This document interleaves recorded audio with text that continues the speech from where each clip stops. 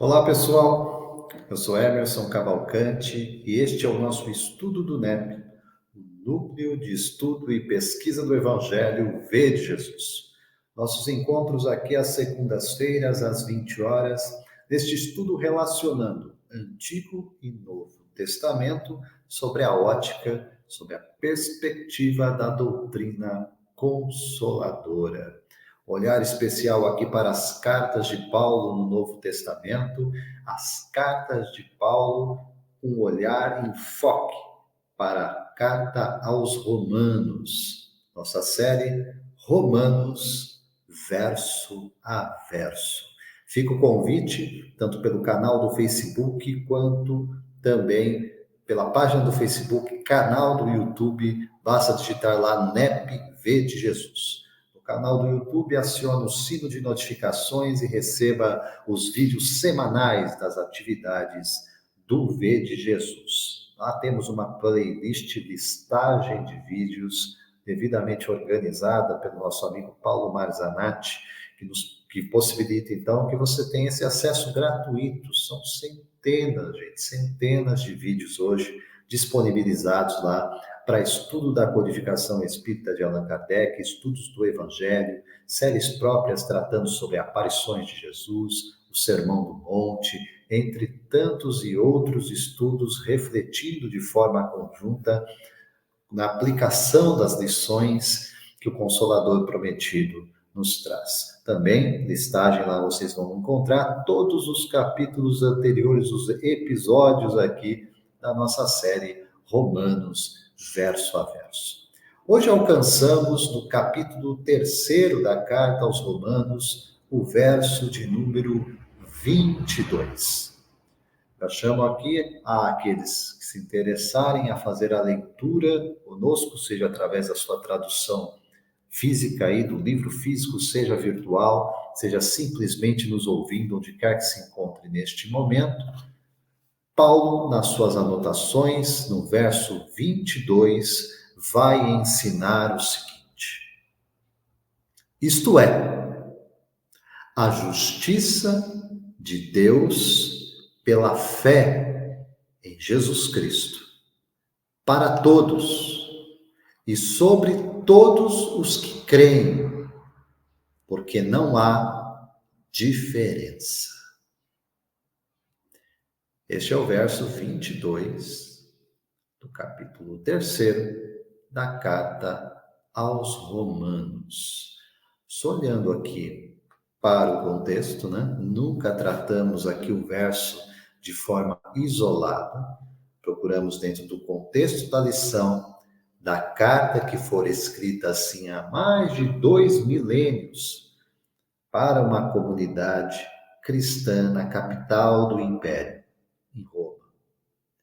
Esta comunidade, que era formada por judeus, homens que, portanto, conheciam a tradição da lei, dos profetas, a revelação do Deus único, a promessa de um futuro Messias, mas também essa comunidade cristã em Roma, na capital do Império, era formada por outros que não conheciam essas bases.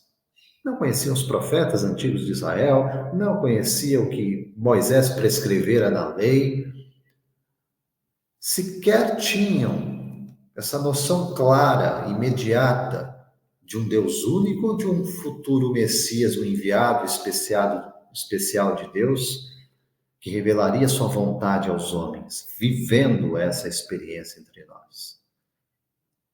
Mas homens nessa condição. Homens que, portanto, eram provenientes de diversas nações, estavam ali na capital, em Roma, de forma direta foram convidados a participar daquelas comunidades, entendendo mais uma vez o sentido dessas comunidades, dessas eclésias, dessas assembleias, sentido de igreja à época, aqueles que se reuniam, normalmente em residências, em casas. A fé cristã, àquela época, sofria grandes perseguições. Não era aceita. não era oficial, pelo contrário, tínhamos o mundo inteiro pagão, ou seja, acreditando em muitos deuses, em formas as mais variadas de cultuar, em especial olhar. Quando tratamos sobre o contexto da carta aos Romanos, já mencionamos isso em outras ocasiões, o fato de que o maior culto em número de adeptos, daqueles que acreditavam nisso, era o culto ao imperador. E é por isso que há um reforço tão constante no apóstolo dos gentios, no apóstolo dos estrangeiros, no apóstolo das nações, Paulo de Tarso, para reafirmar que há um só Senhor. Um só. E quando ele, por diversas vezes, escreve a expressão tão utilizada pelo grupo dos seus discípulos, pelos apóstolos diretos do Cristo, de chamá-lo de nosso Senhor Jesus Cristo, não é à toa. É reafirmar para si. É reafirmar diante daquele mundo que nega um só Deus, que nega quem é o Cristo, que há um só Senhor. E que o nosso Senhor Jesus Cristo é a única referência, é a única diretriz que temos para restabelecer o nosso elo com o Pai Criador. Elo este rompido voluntariamente por nossas ações contrárias, por nossas ações em oposição à divina lei. Ora, aí é por isto que depois de anunciar, como vimos no verso anterior, verso de número 21, que agora se manifestou sem a lei da justiça de Deus, tendo testemunho da lei e dos profetas. Essa lei da justiça de Deus, sem a lei, pode nos confundir. Seguramente nos confunde, não é? Porque é uma lei. E nós aprendemos na tradição das revelações que esse processo de aprendizado a partir dessas bases, Deus único, Messias, que viria nos conduzir, nos dar o roteiro, nos dar a diretriz, traçar o rumo, o caminho para retomarmos a nossa relação com o Pai, com Deus. Essa base está inteiramente traçada, desenhada, apontada, ensinada em Moisés e nos profetas. Mas, como disse, fora Israel e fora aqueles que Israel aceitaram, que Jesus cumpria essa condição e que esse Deus único era o único Deus que deveria de fato ser adorado. E sabemos que este número, apesar no caso de Israel, do ensino público, do quanto isso estava fincado nas bases, nas tradições mais profundas do povo de Israel, na prática, na experiência, na vivência, poucos, um grupo reduzido de pessoas, viviam, perseveravam nesta fé. E aqui, fé, gente, é preciso restabelecer o sentido disso também nas suas origens.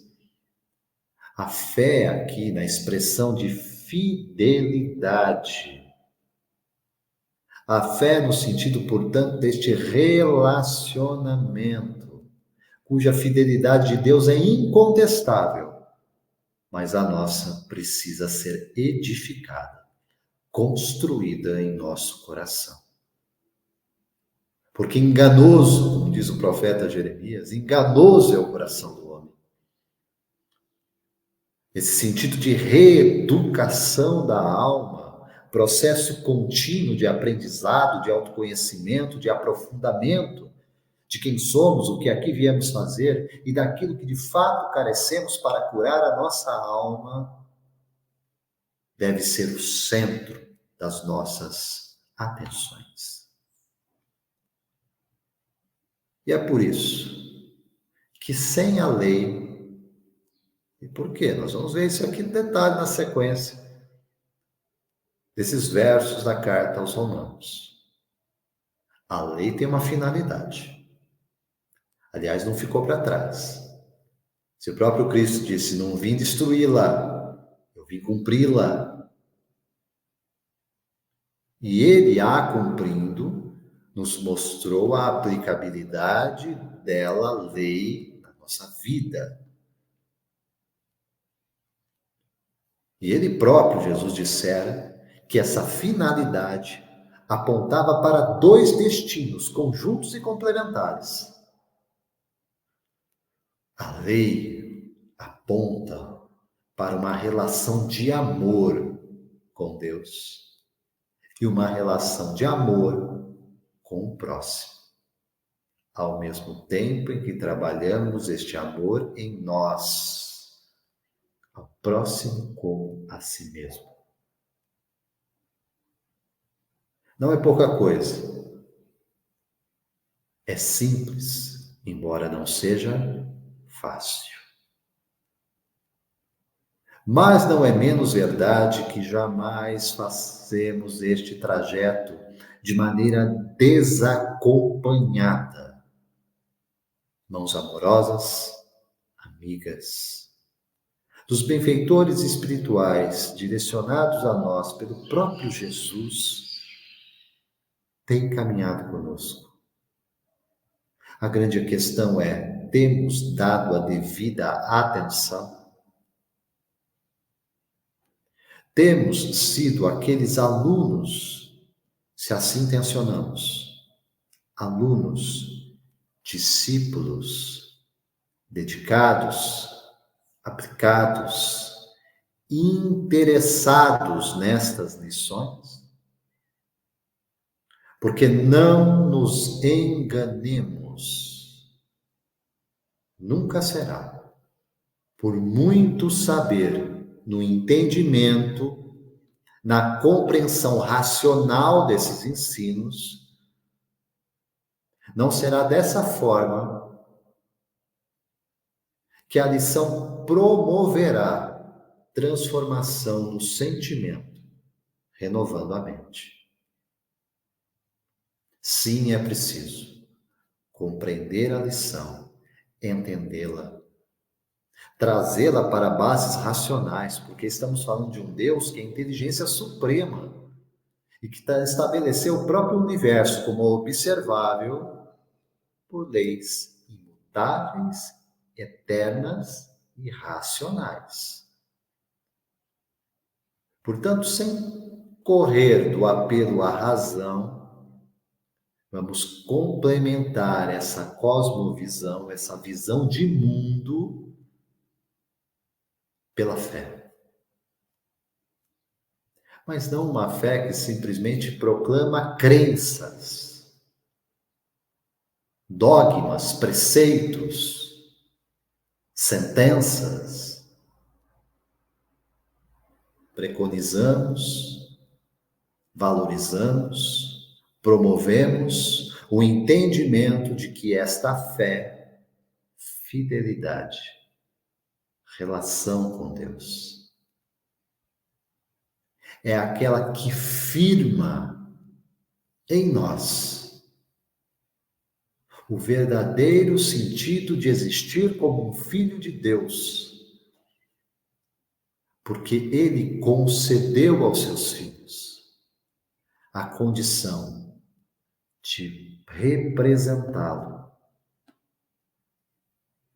sendo aquele que preside, aquele que protege, aquele que acolhe o projeto de Deus na vida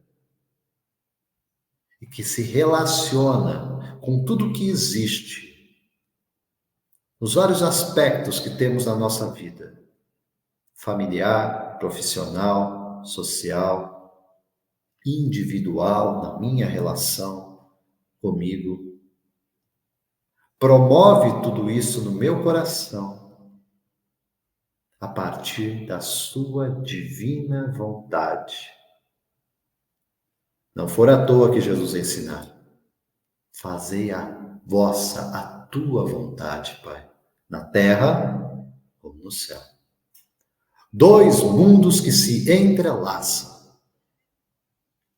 O mundo corporal, físico, material, em que aqui nos encontramos encarnados. Mas essa experiência na carne, gente, passará. O nosso vínculo com o corpo deixará de existir. Eu, como Emerson, terei aqui algumas décadas, tenho tido algumas décadas de vida. Terei outros anos segundo a vontade do Pai. Mas eu, como você, seremos chamados ao retorno a uma pátria, nossa pátria de origem, em que eu, espírito, porque assim fomos criados pelo Pai, lembremos, Deus também é espírito. Jesus afirma isso em João 4, capítulo 4 do Evangelho. Deus é espírito. Importa que o adoremos em espírito e em verdade, ou seja, com envolvimento, com entrega, com as potencialidades da nossa alma voltadas a Ele. Portanto, sim, será pela razão.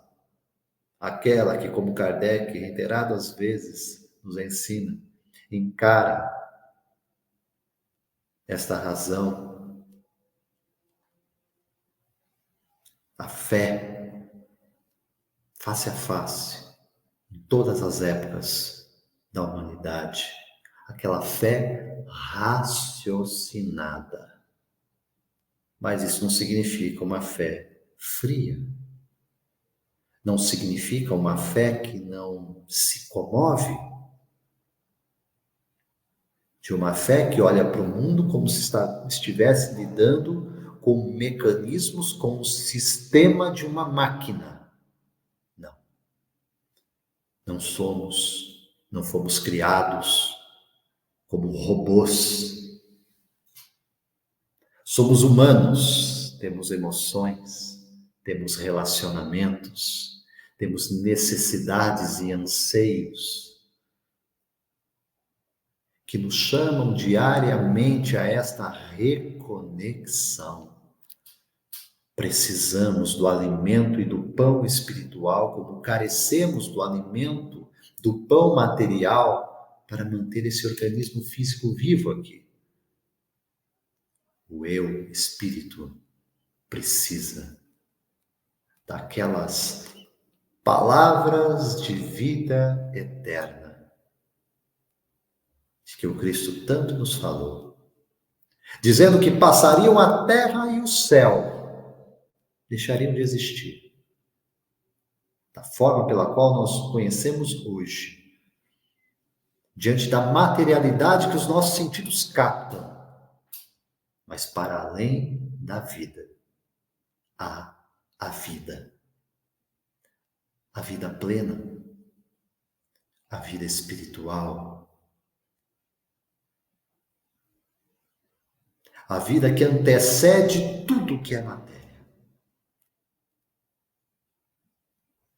E é nela que nós encontramos aquela paz mencionada pelo Cristo, que guardamos no íntimo da nossa alma, porque a sabemos possível. Mas para isto, é preciso assumir para si um projeto de transformação e de renovação por dentro.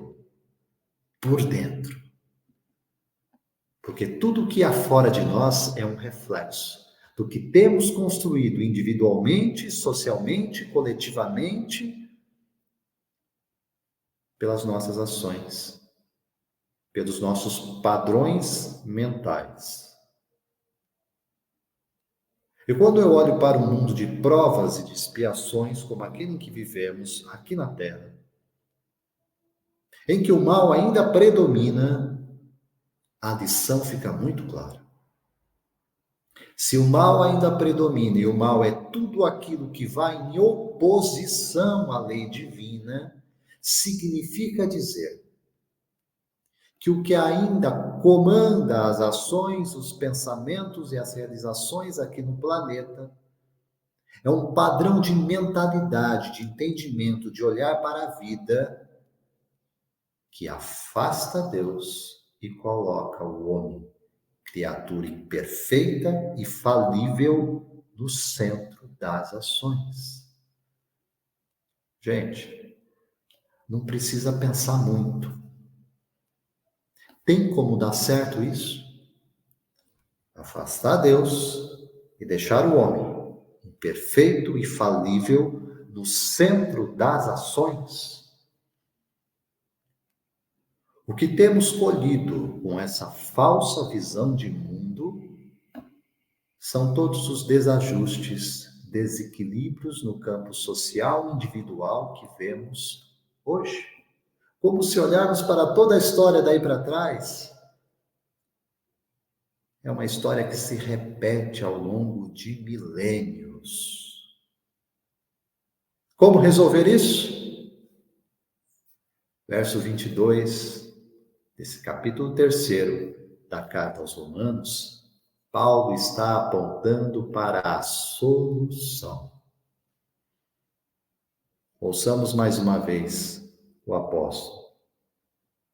Isto é, a justiça de Deus, pela fé em Jesus Cristo, para todos e sobre todos os que creem. Porque não há diferença. O que não há diferença que Paulo afirma? Não há diferença na nossa condição. Não acabamos de dizer que o homem imperfeito e falível não pode estar no centro das ações? Quem é o homem imperfeito e falível? Eu, você e todos os bilhões de encarnados e de desencarnados. Acabei de dizer aqui, na carne, fora dela continuamos a existir. Pois na atmosfera do mundo material, corporal e no mundo espiritual, há bilhões de espíritos nessa condição, imperfeitos e falíveis, necessitados da correção, da orientação, da segura rota, do caminho que o Evangelho nos traz. Caminho este, cuja referência central é Ele, Cristo Jesus. E esta é a justiça de Deus, a fé em Cristo Jesus, a fidelidade a este modelo, a este padrão de vida e de existência que rompe, que quebra os grilhões das prisões mentais e espirituais que nós vivemos, nos fazendo ser como aqueles filhos que retornam à casa do Pai, e por ele somos recepcionados com amor, como aquele que nos aguarda, mas que também nos reeduca. E por isso, quando a dor e o sofrimento nos visita, vamos dar a devida atenção a estas lições, porque é o nosso curso superior para a vida plena. A solução para os nossos males é receber na vida e ativar na existência a fé em Cristo Jesus, sem distinções, porque é para todos, é sobre todos, povos, línguas, nações, nas mais variadas condições, na diversidade que nos caracteriza nesses bilhões de seres, criados por Deus, com a mesma destinação e finalidade. Somos, sim, filhos amados, mas somos uma comunidade de espíritos rebeldes, necessitados todos os dias deste medicamento da alma, deste pão espiritual, que é a Boa Nova, que é o Evangelho, para nos anunciar que sim, somos perdoados, justificados diante de Deus. Mas o meio, o intermédio para esta renovação, para essa transformação, é a fé em Cristo Jesus.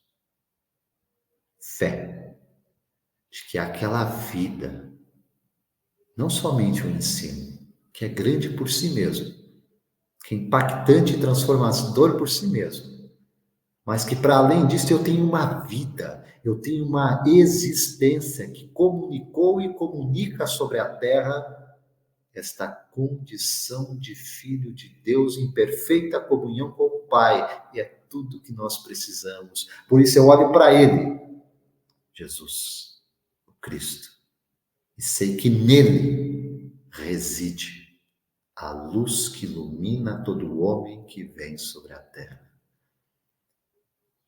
Eu tenho segurança que eu e você, em sã consciência, sabemos que precisamos dessa luz, precisamos dessa sabedoria, precisamos desse discernimento acima de qualquer e toda necessidade que possamos ter sobre essa terra.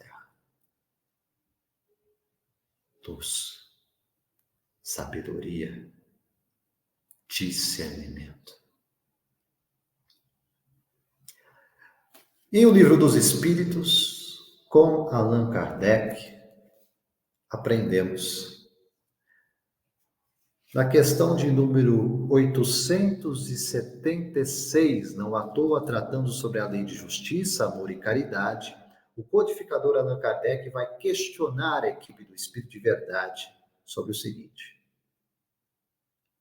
fora do direito consagrado pela lei humana, qual é a base? Qual é a base da justiça fundada sobre a lei natural? Respondem os benfeitores para nos instruir. O Cristo nos deu essa base, ensinando: desejai para os outros o que quereríeis para vós mesmos. Deus colocou no coração do homem a regra de toda a verdadeira justiça, pelo desejo de cada um de ver respeitar seus direitos, na incerteza do que deve fazer em relação ao seu semelhante em uma dada circunstância, o homem se pergunta como ele desejaria que se fizesse para com ele em circunstância semelhante. Deus não poderia dar-lhe um guia mais seguro que a sua própria consciência. Essa é a resposta dos benfeitores espirituais, deixando muito claro por que, com a lei, com aquilo que é repositório de lições preciosas em Moisés ou nos profetas, ou mesmo fora dela. Não recebi, não conheço, não sei quem são, que ensinaram. E aí, ainda assim posso ser alcançado por Deus? Repetimos com a equipe do Espírito de Verdade. Deus não poderia nos dar um guia mais seguro que a nossa própria consciência. Nela, como está inscrito na questão 621, também na obra do Livro dos Espíritos com Allan Kardec. Nela, a consciência, estão escritas as divinas leis. A lei natural. A lei estabelecida pelo Criador de todas as coisas em nosso benefício. Como menosprezar, ignorar, deixar de lado esta divina lei? Revelada em minha consciência, num chamado contínuo e diário para a transformação interior. Allan Kardec, em nota explicativa, ainda vai nos ensinar o sublime da religião cristã tem sido de tomar o direito pessoal por base do direito do próximo. Eu olho para o outro e questiono: como eu desejaria que os outros me tratassem diante dessas variadas circunstâncias que temos na nossa vida de relação? Como eu gostaria de ser tratado? Dessa forma, trate os outros. Exercício prático e diário da lei de justiça, de amor e de caridade. Volto a dizer, é simples, mas não é fácil. E por isso, exatamente por isso, precisamos de apoio, precisamos de sustentação, precisamos de fortalecimento. Ainda no Antigo Testamento, aprendemos no livro de Jeremias, no capítulo 23, verso 6, declara o profeta: em seus dias, Judá será salva, Israel viverá em segurança, e este é o nome pelo qual será conhecido. Jeová, aquele que salva, o Salvador. O Senhor é a nossa justiça. Com Paulo aprendemos, mas de milênios depois das anotações do profeta Jeremias, para reafirmar diante de nós, da nossa consciência, isto é, a justiça de Deus, pela fé em Jesus Cristo, para todos, sobre todos os que creem, porque não há diferença. Para todos nós, é Cristo Jesus que nos reconecta ao nosso Divino Pai. Amados, essas foram as nossas reflexões em torno do capítulo 3º, verso 22 da carta de Paulo aos Romanos. Alcançamos aqui o nosso episódio de número 83 da série Romanos verso a verso. Fica o convite mais uma vez, redes sociais, página do Facebook, canal do YouTube, basta digitar NEP de Jesus. Aqui às segundas-feiras, sempre às 20 horas, o nosso encontro para a sequência desse aprendizado. Estudo correlacionando Antigo e Novo Testamento, olhar de foco para as cartas de Paulo no Novo Testamento, para a carta de Paulo aos Romanos. Tudo isso à luz, perspectiva da doutrina consoladora. Eu sou Emerson Oliveira Cavalcante e deixo aqui os meus votos de paz, luz, sabedoria. Que Deus os abençoe de sempre. Até a próxima. Até breve.